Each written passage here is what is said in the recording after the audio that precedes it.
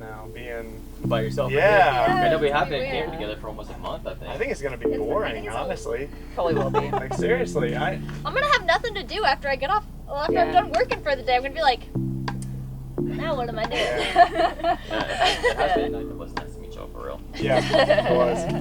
Alright. I don't know how long it will be until we see y'all again. Hopefully, maybe. Hopefully not that long. Honestly,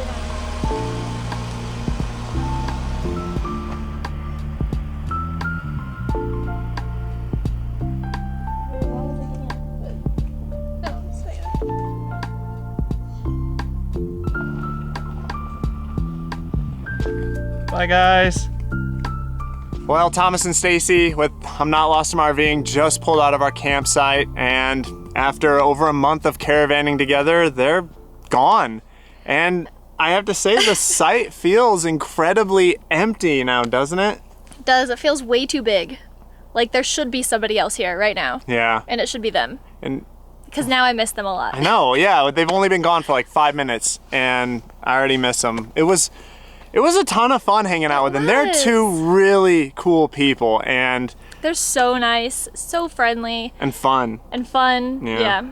So we didn't really know how it would go at first because we didn't really know them before caravanning with them, but spending this month with them, we really got to know them, and yeah, they're cool people that we're gonna miss. Yeah, and I can't wait to caravan with them again someday. Yeah, but we're both leaving Moab today.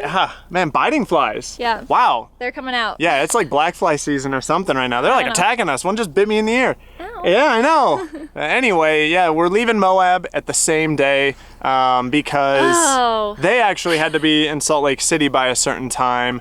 Thomas is doing a solar install on a person's RV, but we would probably stay here a little longer because we want to see the needles, and like Bryce isn't that far away. Like things aren't that far away. However, it was really nice and comfortable here the whole 2 weeks we've been here until yesterday. And then what was the high, 80? Yeah.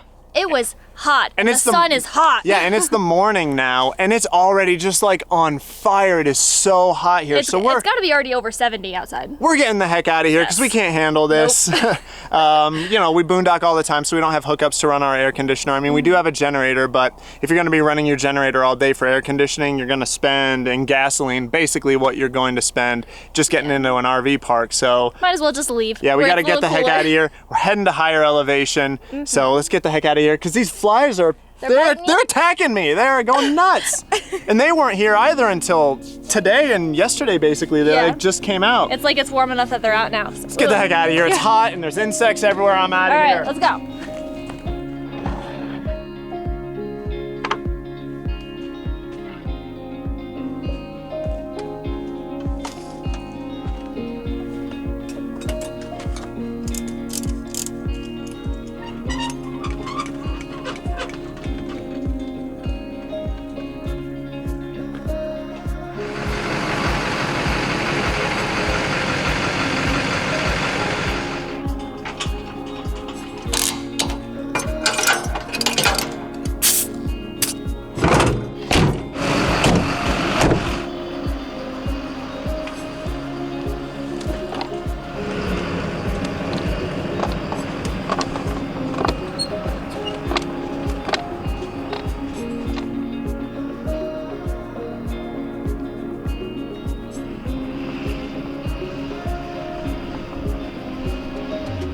So this was our very first time caravanning, and we initially were a little on the fence of doing it even in the first place because, believe it or not, Jenny and I are both, fairly introverted people. We're incredibly introverted people. It's true. We value our privacy very highly. We enjoy being alone. We can keep ourselves entertained just fine with just the two of us, or even when we're completely alone. So, and I guess we can get burnt out on social interaction pretty quickly. Easily. Yeah. We just have to go to like one large event or like somewhere that's really crowded, like a big national park that's very busy. We get we get tired very quickly. Yeah. Like, that's the only way I can describe it, is tired, and I want to be alone again. So for us, one of the major potential cons of caravanning, probably the number one thing that we were a little worried about, was just like their socialness. I don't really know what the word is for it, but being a lot more than ours. Like, for instance, you know, we just want to hang out in the RV or in the trailer all day and just kind of chill. But maybe watch a movie. Yeah, but then they want to like hang out and talk and, you know, like every single day. And thankfully, that wasn't the case at all. No, it was awesome. Yeah, we were like really similar with how often we wanted to hang out, how often we wanted to have dinner together and stuff like that, which we did. We cooked for them and they cooked for us. And it was great. Cool. But if you're somebody that's super extroverted and you're going to potentially be caravanning with someone who is super introverted, then it could be just the opposite for you, where you want to go out and hang out all the time. Exactly. But they never want to hang out, and so you just kind of feel bored. Yeah. So it's obviously awesome that we caravan together. We both communicate the same way. We both like to hang out the same way, and we had a lot of fun. So for us, this was like the ideal way to caravan, the ideal people to caravan with for us. But for somebody else, that might not be the case. You may want to hang out every day. You may want to cook food every day for each other. You know, you may want to go out exploring together every single day. So you really gotta weigh that when you're potentially going to caravan with someone. And you have to, like, before we hit the road and caravan with them, we did talk about that, where it's just like, look, we're probably not going to want to hang out every day, and they were totally cool with that. They said the same thing. So yeah, it was pretty good. Yeah. But that's definitely a potential con if you're caravanning with someone that doesn't have the same social norms you do. Yeah, I think there could also be a little bit of friction if you're caravanning with someone that either is working or not working, or I guess I should say if you're working and they don't work, like say they're retired. Yeah. Or if you're retired but they're still working, because then, yeah, you're going to be, if say you're the retired person, you're probably going to be sitting around bored, like waiting for them to get off work or something so you can hang out. Yeah. While the other people are going to see it the opposite way, where they're like, well, we have things to do, we have to work, you know, this often and stuff, so like we can't be bothered, we got to get our work done and stuff like that. And that's another reason it was really easy to caravan with Thomas and Stacy, because you know, we're both YouTube couples and we work just as hard.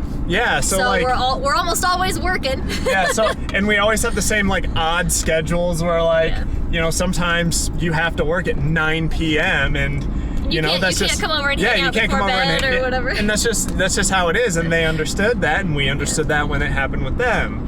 And I just realized I'm looking like directly at the camera a lot. It's like just caught me. Don't worry, we haven't even made it out of the BLM land that we were staying on. We're only going 7 mile an hour. I'm literally going 7 mile an hour. Yeah, so don't worry too much. On the super bumpy dirt road. Yeah, once we get onto the actual road, I'm gonna pay attention. Jenny's gonna do most of the talking. Gross. But there are a ton of pros to caravanning with people. So many pros. And that was like the main reason, obviously, we wanted to caravan, because we hadn't caravaned with anyone before, and we were really wanting to, because we were kind of getting a little lonely on the road. Jenny and I have been on the road for 2 years now, and the vast majority of it has been just us. All the way, all alone, unless we're visiting family, but then we're at someone's house. Yeah, it's just not the same. So we were like really craving friendship, and we, you know, had met Thomas and Stacy online before. We made a collaboration video with them about almost a year ago. Yeah. And so we always knew we were going to kind of hang out with them, meet up on the road at some point. So the pros to caravanning with someone is, like, obviously, if you leave your rig behind to go explore and stuff, it's nice to know that someone is still there, keeping an eye on everything, making sure, you know, everything is safe. So that's really nice. And then another obvious pro is you've got someone to hang out with, spend time with, have fun with, share experiences with, have a beer at the end of the day with. The only con that we can think of is that our travel styles are different. They travel very quickly. They'll only stay in a spot for anywhere from 1 day to 4 days, maybe a little bit longer if they feel the need to or the weather's been bad. Then they'll stay just a little bit longer. But for us, we almost always stay for 2 weeks. Almost always. And we don't like moving faster than that because we feel very rushed if we do. We like to enjoy the campsites and enjoy the scenery and really get to know the area before we finally leave. there's been plenty of places where we don't even want to leave when our 2 weeks is up. So Well, like here, I didn't want to leave Moab, Yeah, but it's we just too had hot. to. It's too hot. Yeah. And our slow travel pace also saves a lot on fuel. It does. Which was one of the things that Stacy and Thomas noted they did. right before they left. They said, man, we've saved a lot of fuel staying Yeah. a little longer at sites. So that's the only con for us, mostly because we've got along really well. Nobody, I think, overwhelmed anybody else. Yeah. It was a very, very pleasant experience. But yes, if we had been doing our own travel style, then when we were at Angel's Peak together, we would have stayed 2 weeks instead of just 1 week. Because we Yep. had agreed, since they travel faster than us and we travel quite a bit or slower than they do, we had decided to meet in the middle and Yeah. we would each stay a week at each place until we got here to Moab. We wanted to stay 2 weeks, and if they had left early, that was totally fine, Yeah. but they ended up staying too, so that was pretty cool. But yeah, that has been the only con so far. Everything else, I think, are all pros. Oh yeah, absolutely. Everything else. And that wasn't even that big of a con. Like No, it's moving no big deal. moving once a week was no big deal for us at all. So Well, also, no, moving once a week for us was no big deal because we knew that we weren't going to be caravanning forever. true. So we were going to be caravanning for a month to a month and a half at most. So we knew that, you know, Even if we it was wouldn't a have to- little faster pace for us, yeah, we'd be fine. It wasn't yeah. going to be forever. So I- we were totally cool with I it. can't wait till the next time we meet up with them, you know. It could be in a couple months, it could be in a couple years, you know. Yeah, I That's don't you know. never know when it's two couples that are moving as much as we do, you know. Your paths might cross, your paths might not cross. Just never know. But But I'm going to be honest, I wouldn't let David get this on camera because I am an ugly crier, but I cried. yeah, she actually did when they were pulling out. I'm a very emotional person, and goodbyes are very difficult for me. Yeah, so- they are. Yep, but we're back on the road, solo, Solo. no more caravanning. Solo, YOLO. You're a weirdo. But yeah, we're leaving Moab, leaving Arches and Canyonlands National Parks, and we're on to the next national park. We Yeah. are on our way to a boondocking site near Capitol Reef National Park, and we're really excited because we looked at pictures and hikes online and stuff. It looks like it's gonna be so cool. It looks really beautiful, and Yeah. we're hoping that the boondocking site we go to is vacant. We'll You see. never know. There are a couple on that road, so we'll see what we can find.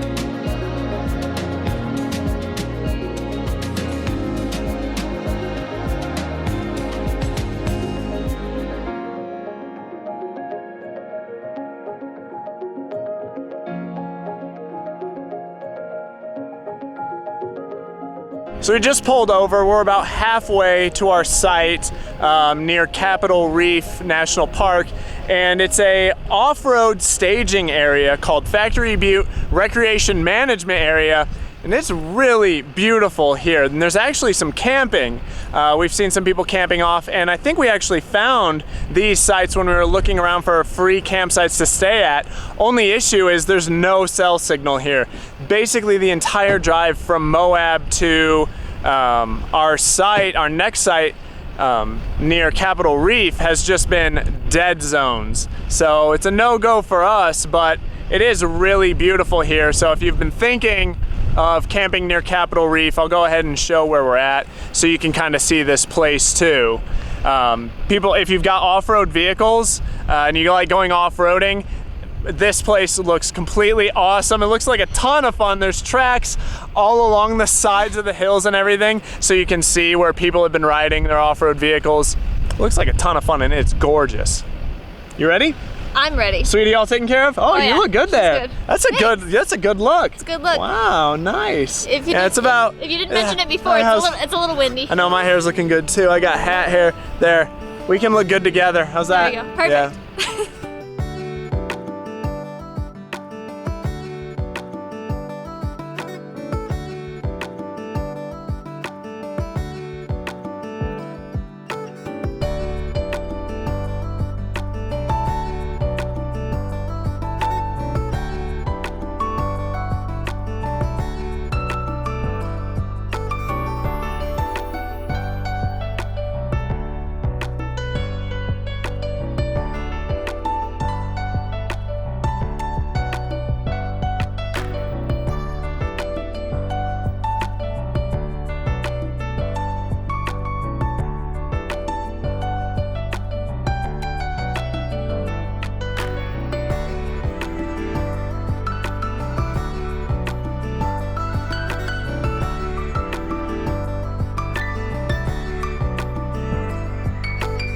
So to get to our campsite, we actually had to drive through Capitol Reef National Park, and we are here to dump as well. There's a dump station and water for only $5. That's a pretty good deal, and it's just up the road from the visitor center. But we decided, hey, while we're driving through here, we may as well stop and get a map because there is a ton of things to do in this national park. So we figure, we can get some information ahead of time, do some planning before we come back.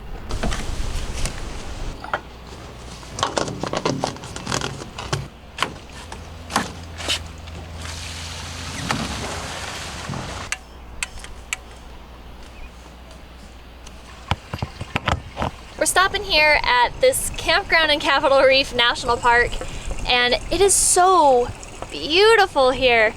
This stop here at the dump station is only about 40 miles from where we're actually going to be camped at, which is outside of the national park. But man, I am so excited to come back here.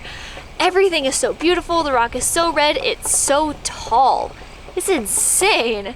I'm very, very excited, but we gotta fill up on our water and then head out to our campsite and get all set up. So this dump station is really, really nice.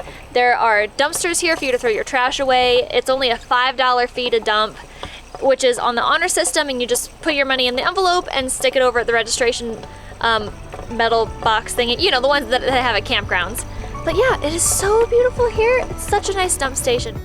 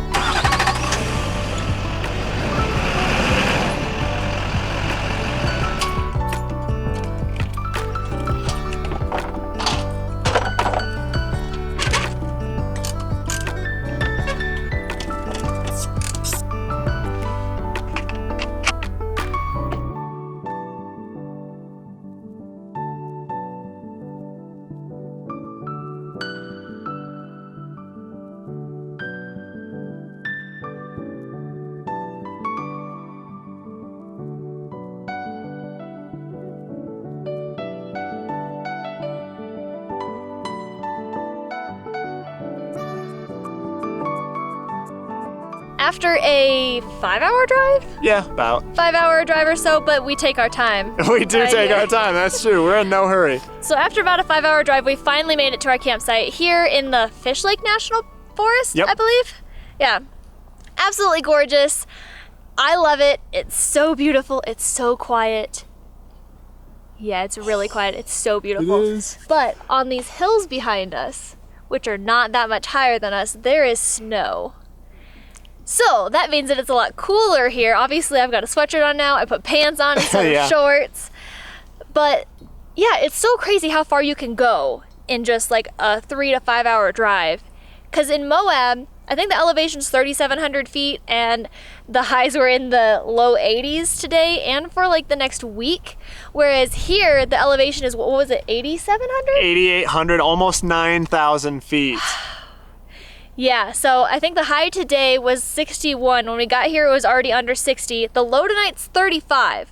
And it's going to be like that the whole time we're here. So. Yeah, we were trying to run away from the heat in Moab, Utah, and boy did we succeed. Yep. But it is crazy, just the stark contrast in the terrain. You know, Moab. Oh, yeah. Moab's only like 160 miles away, but it's sandy desert, it's rocky, it's red everywhere. But here, the ground is soil, there's grass, it's lush, it's green. There are birch trees everywhere. Yeah, and oh, it smells so good. That piney, crisp mountain air. Yes. Ooh, I love it. It feeds my soul. I love sites like this. It's secluded.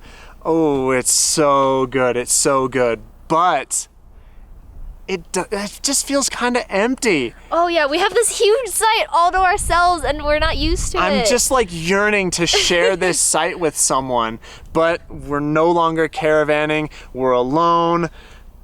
But you know, it's gonna be kind of good to just, you know, get back into what we do, solo camping. For sure. But I do miss them already. Yeah. And you know what? What? You know, we may not be able to caravan or share this site with someone right now, but when the campsite review comes out of this site and the surrounding area, we're technically sharing it with all of you guys, so you guys can come out and have fun at it too. You know, that's a great point. That's an excellent point. So we may not be caravanning, but other people will come and enjoy it. That's true. So. We did remember one more pro of caravanning, though, that we forgot earlier, and that's if you are traveling together, which sometimes we did with Thomas and Stacy, and sometimes we didn't. We were really flexible. Yeah. But if you are traveling together, and if your rig breaks down, you know, your truck or your RV, whatever, you've got someone there to either help you fix whatever needs fixed, or at least drive you somewhere that you can get help. And that actually, believe it or not, happened to Jenny and I for the very first time at the third campsite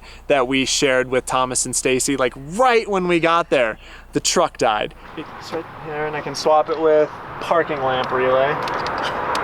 Don't need that. So it'll turn over, and it turns over faster than when it turns over normally. Okay. And that I've experienced that before the Trans Am, and it was the ignition relay. I remember so you having issues with that. yeah, so hopefully swapping those two similar relays around fixes it. All right. Nope. So say somehow you think there's not enough fuel from up that, you just prime it. Oh. Is there a way to prime it? Yeah. Yeah, there is. Sometimes you can press like a brake so many times or something like that. Well, I've got, I can prime this is my fuel filter. That actually might be it. That's... Oh, put that. Did you push like 30 times or something? I don't know, I thought you pushed it until you like couldn't push it. It was starting to... Oh yeah, it's starting to get harder, so... Alright. Only because that was so steep. Yeah, you're right. That might be it. That's not a bad idea. All right. Trying it now? Good thinking, Thomas. Good Hey. thinking. I don't know.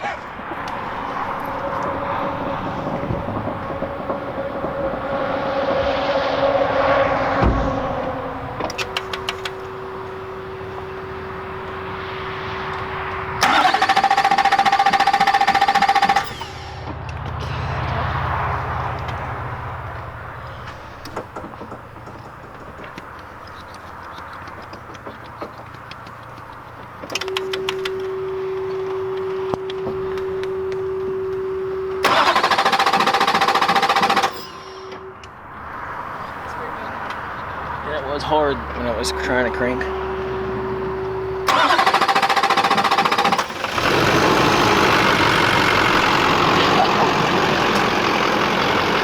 Oh, thank God.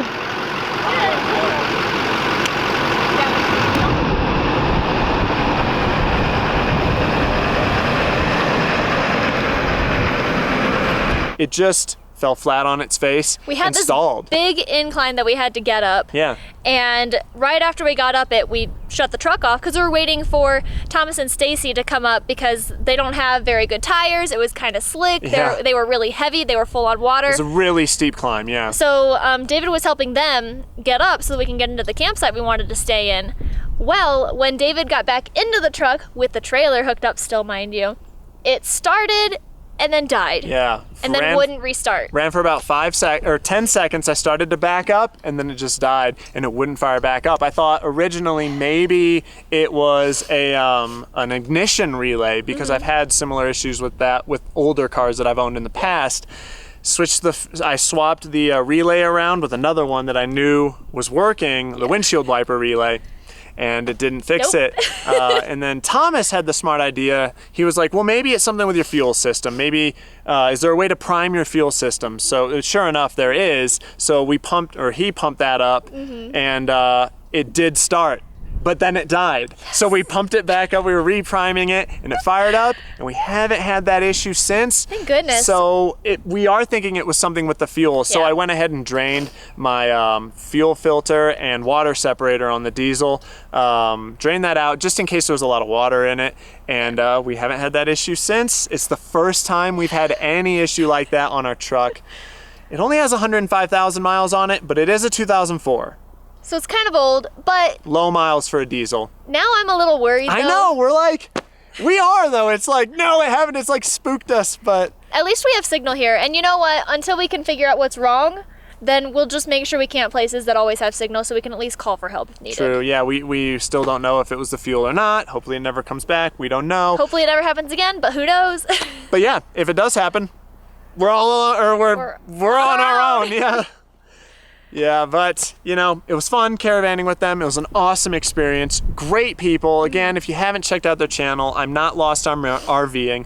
Sorry, I stumbled. I'm Not Lost, I'm RVing. Yeah. Thomas and Stacy. Check them out. Awesome people. I'm hungry, Jenny. What is for dinner? I don't know. What do you want for dinner? I don't know. What are you making for dinner? I'm joking. We can eat whatever we want. Grilled cheese sandwiches? Nah, it's whatever. We can eat anything. I'll eat anything at this point. Peanut butter jelly, soup. I don't care. Soup sounds good. Yeah.